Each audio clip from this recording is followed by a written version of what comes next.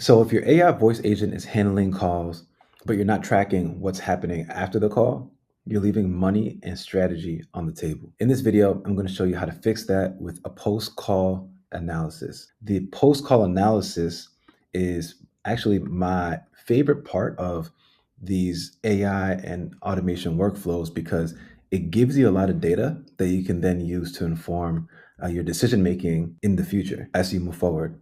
Especially if you're getting a lot of calls in, you can identify the best ways of optimizing your system prompt so that the agent can be more effective in how it handles calls, but also it can be very helpful for also informing businesses that are made decisions that are made in your business because the agent is literally playing the role of an additional member of your staff. The workflow that I did for this, just to speak on it, is after the call is over, the name that the agent collected, the number that the agent collected, will be logged in an Airtable database. And then what's also logged is whether the caller requested a callback and whether the call could have actually been handled by the AI if it had additional information, or if it had maybe been more aggressive in deciding to uh, be the one to provide the answer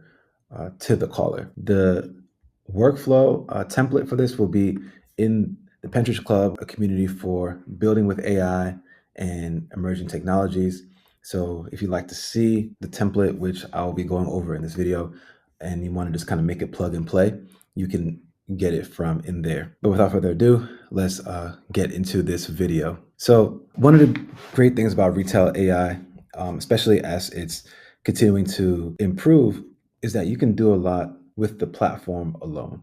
Right? You can create dynamic variables, like for example, the post-call analysis. You can collect name and number within Retell. You can create custom functions that tie into booking appointments or sending SMS messages. You can upload knowledge bases, and you can make the settings very specific so that it can have more of a human-like experience when somebody is calling the agent. However, there are aspects of working with Retell and these voice platforms and building out these agents to where it is more effective to create a workflow outside of the platform. And so when it comes to post-call analyses, being able to integrate a workflow with something like a make.com or an N8N, in this case we're using make.com, can make for a much greater experience and better streamline the workflow of going from the call with the agent to logging the information from that call and gathering data over time to make better data-driven decisions. So what I do here is I created a custom webhook within make.com. So make, you create a module, custom webhook module. And so if I were to, let's say, create another one, I'm just going to say post analysis demo, it'll give you an address to copy to the clipboard.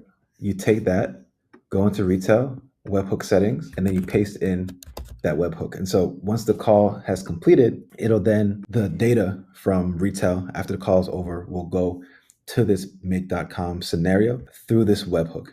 Now, what's important to note is that there are actually 3 times that data goes to the webhook within the call. So the first time is actually once the call starts.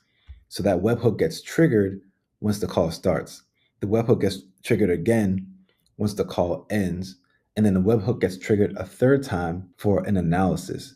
And so to demonstrate more of what I mean by this, I'm going to call the agent on my phone. Hey there, thanks for calling. You've reached the AI receptionist. How may I? All right, so I was having some issues with the webhook. For some reason, the data wasn't being sent to make. So I added a new webhook called post call analysis instead of post analysis demo. And then I also added this resume error handler. The error handlers are oftentimes helpful if there are multiple packets of data being sent, or if the right information isn't being sent by the webhook.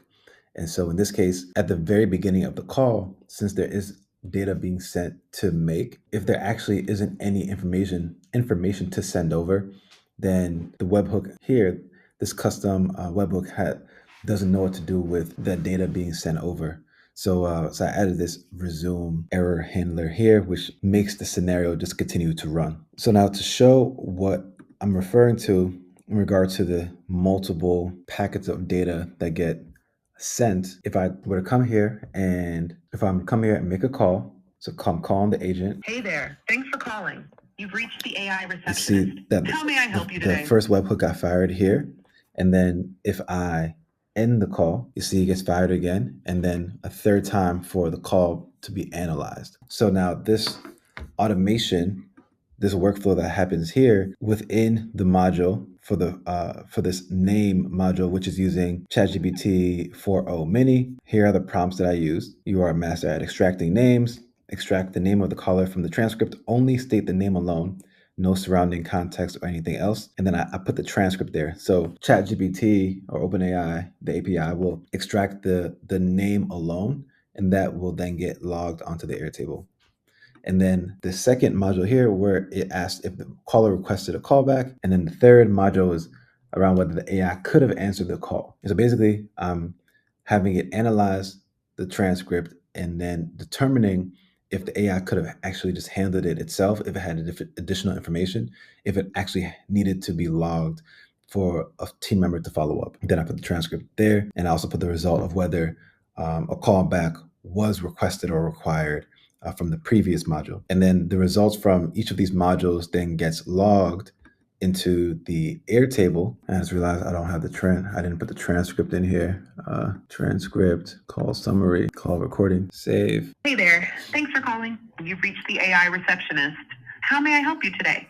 Hey, how's it going? I'm just giving you a test run. Can you? Nice. I love a good test run. Can you log my information for the team to follow up? Absolutely. I can do that for you. Can I please get your full name? My name is Gary Anderson. That's Gary Anderson. Thanks, Gary. Just to make sure I get it right, can you please spell your last name for me as well? Anderson. Perfect. Thank you. And what's the best phone number for the team to reach you at? 934-333-7333. Great. Just to confirm, that's 934-333-7333. Awesome. So I have your name as Gary Anderson, spelled Garyanderson, and your number as 934-333-7333. Is that all correct? Yes. Excellent. So you'll see this workflow get triggered and then it get logged into the Airtable database. So that's over here. Name, Gary Anderson. Phone number got logged. Did caller request a callback? Yes. Could AI have handled it? And then the analysis was the call required a callback because the user wanted to log their information for follow-up, which likely involves context-specific or personalized assistance that AI currently cannot provide.